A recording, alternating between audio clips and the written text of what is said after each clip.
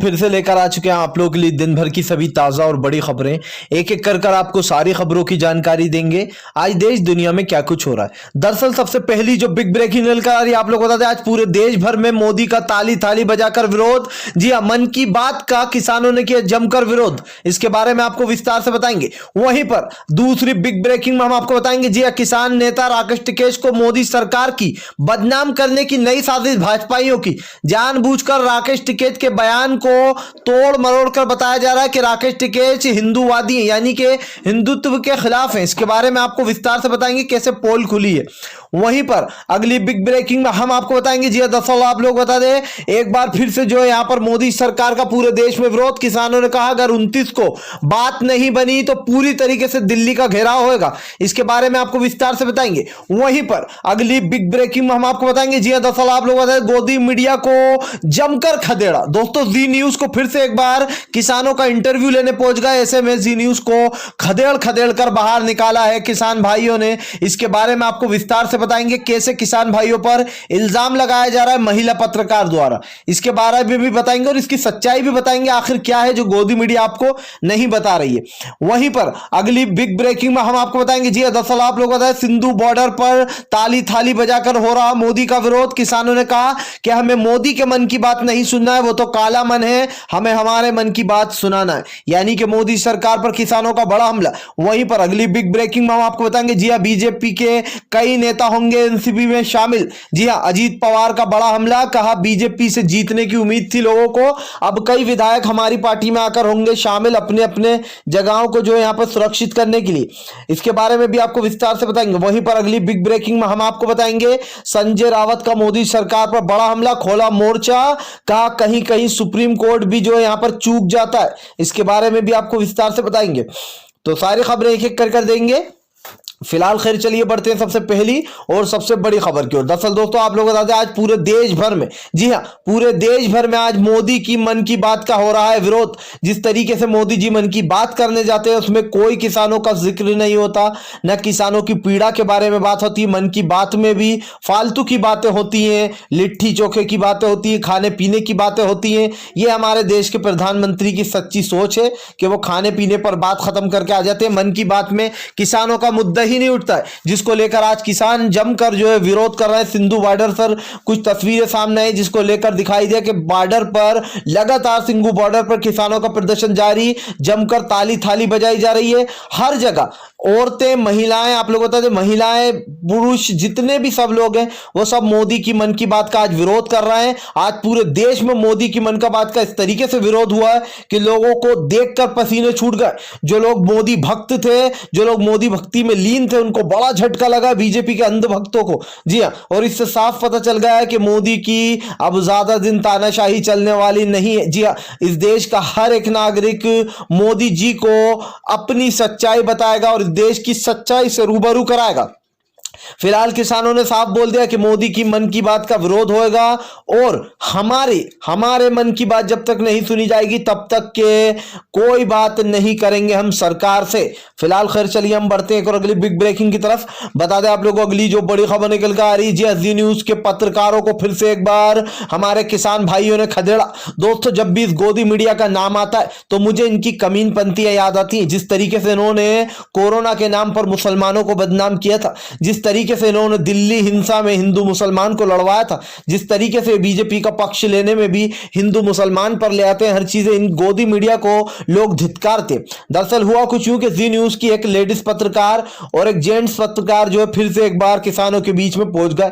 किसान पहले से ही गुस्सा खाए हुए थे। इनके आपने थंबनेल देखे ही होंगे कैसे होते हैं। जी हाँ, किसानों के लिए जो इनकी भाषा का यूज होता है वो भी आपको पता होगा, खालिस्तानी किसान। जी हाँ, किसान के मन में क्या, किसान की रणनीति, खाने में छुपा राज। जी हां, मुसलमान भी शामिल, इन लोग का धोखा, किसान देगा धोखा सरकार को, किसान जो आतंकवादी, इस तरीके के थंबनेल बनाएगा जो कि वो भी मैं आपको आगे बताऊंगा, आप देख सकते हैं यहां पर। अब सबसे बड़ी बात यह आ जाती है जी न्यूज का, जैसे ये पत्रकार और लेडी पत्रकार पहुंची, लोगों ने इनका विरोध करना शुरू कर दिया। वहां के पत्रकारों ने बोला गोदी मीडिया हाय हाय। अब देखिए इनकी शराफत, देखिए इस गोदी मीडिया को किस तरीके से हैंडल किया हमारे किसान भाइयों।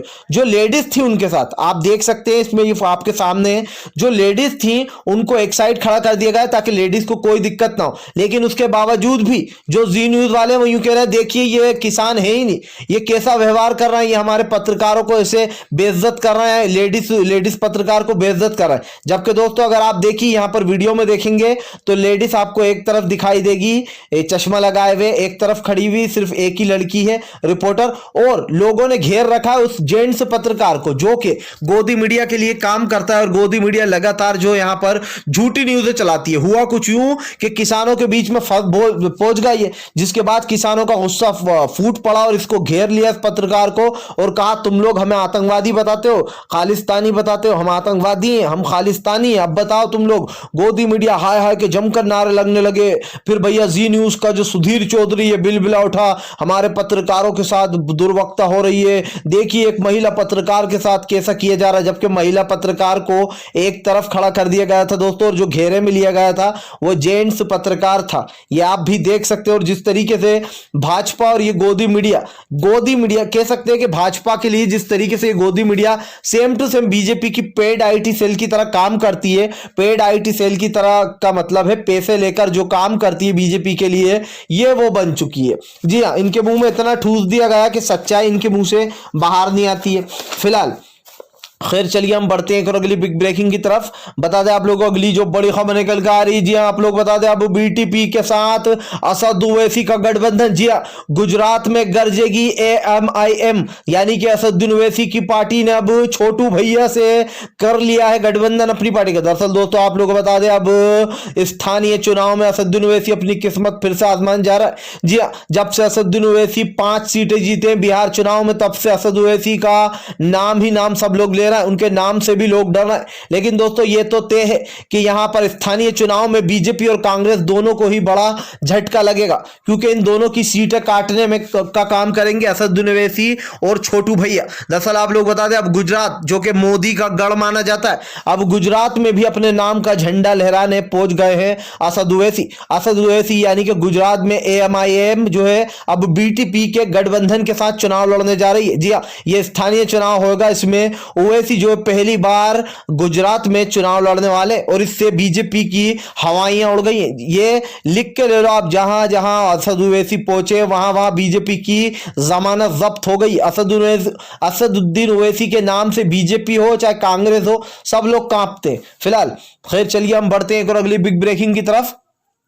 बता दें आप लोगों को अगली जो बड़ी खबर निकल कर आ रही, जी राकेश टिकैत को बदनाम करने की मोदी सरकार की नई साजिश जानबूझकर। दोस्तों अब जब इस तरीके से सरकार से काम नहीं बन रहा तो बताया जा रहा है देखो कैसे राकेश टिकैत जो कि किसानों के नेता है वो हिंदू विरोधी है। दरअसल दोस्तों राकेश टिकैत का एक वीडियो सोशल मीडिया पर तेजी से वायरल हो रहा है। उस वीडियो में उन्होंने एक नॉर्मल सी बात की जिसको ऐसा बताया जा रहा है कि वो हिंदू विरोधी है, वो पुजारियों के बारे में गलत चीजें बोल रहा है, ब्राह्मणों के बारे में, जबकि उन्होंने ऐसा कुछ बोला ही नहीं है। मैं बताता हूं पूरी बात हुई है क्या। दोस्तों दरअसल आप लोग बता दें एक वीडियो था जिसमें राकेश टिकैत भाषण दे रहे थे अपने सभी किसान भाइयों को। उनका कहना था कि देखो कैसे मुसलमान और ये जो गुरुद्वारे के लोग हैं यानी कि जो पंजाबी लोग हैं वो कैसे लंगर लगा रहे हैं। मुसलमान भाई यहाँ पर लंगर लगाए हुए किसानों के लिए, यहाँ पर सरदार भाई हैं जो यहाँ पर मुसलमानों के लिए लंगर लगाए हुए गुरुद्वारे से। तो ऐसे में राकेश टिकैत ने कहा कि हम लोग इतना इतना दान पुण्य देते हैं मंदिरों में, इन मंदिरों के पुजारियों से भी हिसाब लेना चाहिए। उन्होंने कहा कि यहाँ पर उनको जो है अगर अपना पांडाल लगाना है तो उनको जो है यहाँ पर अपना नाम लिखना चाहिए, और मंदिर के लोगों को भी एक किसानों के लिए पांडाल लगाना चाहिए जैसे कि वो कुंभ के मेले में लगाते हैं, हर जगह लगाते हैं, और इससे उन्हें सेवा करनी चाहिए किसानों की, क्योंकि आज किसान बड़ा परेशान है। और ऐसे में मुसलमान भी आप देख ही रहे होंगे, मुसलमानों ने भी लंगर खोल रखा किसानों के लिए, और जो पंजाबी भाई हैं उन्होंने भी लंगर खोल रखा है। ऐसे में राकेश टिकैत ने जरा सा ये बोल दिया कि हमारे जो पंडित जी हैं उन्हें भी एक बैनर लगा लेना चाहिए कि ये मंदिर की तरफ से लंगर लगा हुआ है, जैसे कुंभ के मेले में जगह जगह लगाते हैं, लेकिन दोस्तों एक भी मंदिर से कोई लंगर लगा नहीं है। और अगर कई जगह पर उनका राकेश टिकेश का कहना है किसी ने लगा भी रखा है तो पता नहीं चल पा रहा, इसलिए उनका सिर्फ इतना सा कहना था कि आप लंगर लगाओ तो जो है हमें पता चलना चाहिए। लेकिन इस गोदी मीडिया ने उसको अलग ढंग से बताया कि देखो भाई ये राकेश टिकेश तो हिंदू विरोधी है, ब्राह्मणों का नाम खराब कर रहा है कि इनसे भी हिसाब लेंगे और इनका भी सारा हिसाब होगा। दोस्तों जो दिखता है वो इंसान सवाल उठाता है। उनका कहने का सिर्फ इतना मतलब था कि अगर कोई भी मंदिर के व्यक्ति ने, पुजारी जी ने यहाँ पर पंडाल लगाया, क्योंकि अभी तक तो हमें कहीं का पंडाल दिखाई नहीं दिया, उनका ये मतलब था अगर कहीं पर है तो बैनर लगा लिया जाए ताकि लोगों को ये भी पता चले कि हाँ भैया मंदिर में जो इतना दान पुण्य देते हैं, गाय का बछड़ा होता है तो पहले दूध चढ़ाने जाती हैं गांव की औरतें, जगह जगह पर मंदिरों में लोग चढ़ावा चढ़ाते, तो उनका बेसिकली ये मतलब था। खैर चलिए हम बढ़ते हैं एक और अगली बिग ब्रेकिंग की तरफ।